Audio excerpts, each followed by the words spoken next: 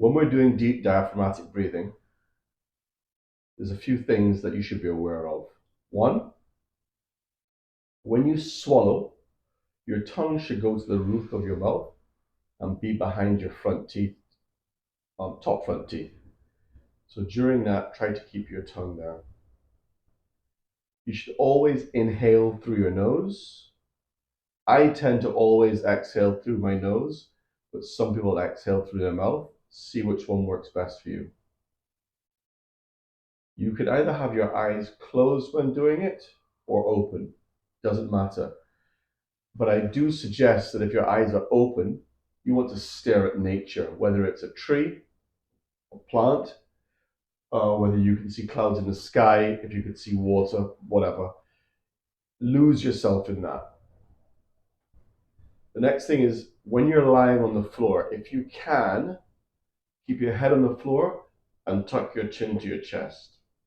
So you're not in that position when you're doing it, you're more in that position.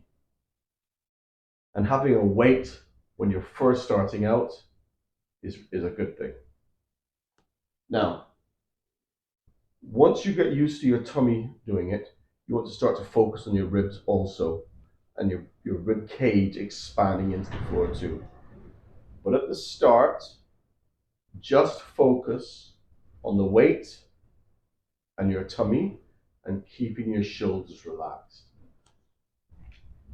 When you're lying on your back also, I always tend to have my knees bent and my feet on the floor, but you can have your legs out straight. See what works best for you.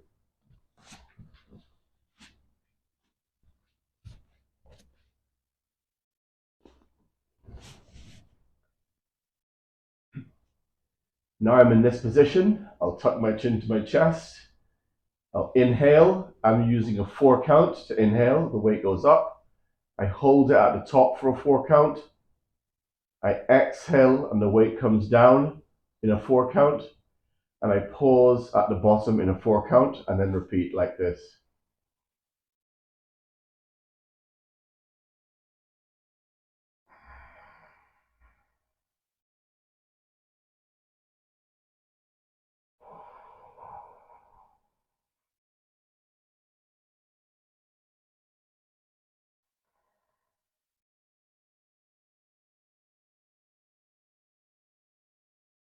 Once you've got used to doing it with a weight, you may want to try it without a weight. I start off with one hand on the chest, one hand on the tummy, a little bit of pressure from the hand on the tummy, and do this. Repeat the same thing.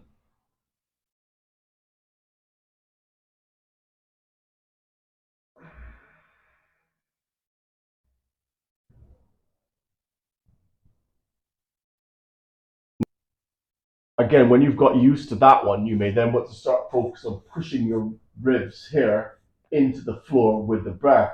Not only is the tummy coming up, but also the ribs are going down, so you're getting expansion through your whole torso. I can't really show you that one on the video. Coming into this position, or this position, or indeed sat on a chair, would be your next step. Shoulders stay relaxed.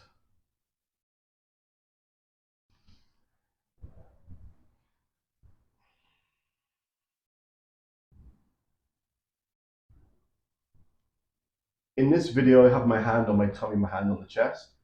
You don't have to do that. I'm just hoping that that is helping show what I'm doing. The step after this would be stood up doing it. When you're stood up doing your deep diaphragmatic breathing, it's the same as if you're sat down or kneeling down.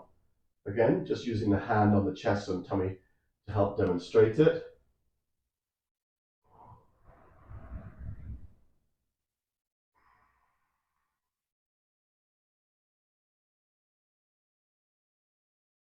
And then the final one will be able to do it when you're moving. What I tend to do is I go step, step, step, step. I do it in a 4-step rhythm because that's how I do mine. So it's like a box breathing method. A 4 count breath in, a 4 count held, a 4 count release, and a 4 count getting ready to go again. I'm great at maths.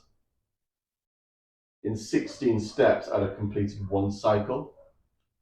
And it's, again, making sure the shoulders stay relaxed. Obviously, this time with your eyes open, tongue on the roof of the mouth, and I'll just walk along and breathe. It's the most challenging one. Well, actually, the most challenging one is to do it whilst running for those people who like running.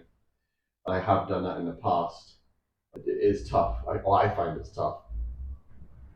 Those are your steps to deep diaphragmatic breathing, from lying on the floor to sitting in a chair to standing up to walking. I hope you found that useful, and let me know your thoughts if you've got any questions about it.